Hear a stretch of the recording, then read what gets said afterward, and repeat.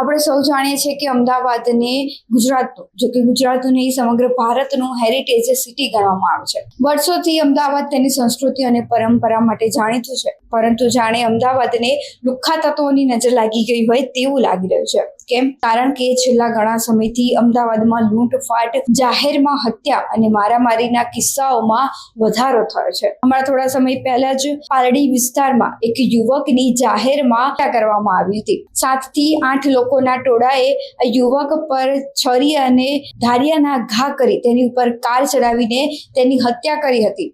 તેઓ ફરીથી એક કિસ્સો અમદાવાદમાંથી સામે આવ્યો છે. અમદાવાદના વિરાટનગર બ્રિજ નીચે પાર્ક કરેલી મર્સિડીઝની ડિક્કીમાંથી હત્યા કરેલી હાલતમાં બિલ્ડરનો મૃતદેહ મળી આવ્યો છે. હવે આ બિલ્ડર કોણ છે અને તેની હત્યા કોણે કરી તેના અંગે કાર્યવાહી અને શોધખોળ ચાલુ કરવામાં આવી છે. પરંતુ જો આવું ને આવું જ રહ્યું તો અમદાવાદની સ્થિતિ યુપી બિહાર જેવી થોડા સમયમાં થઈ જશે તેમાં કોઈ જ શક નથી.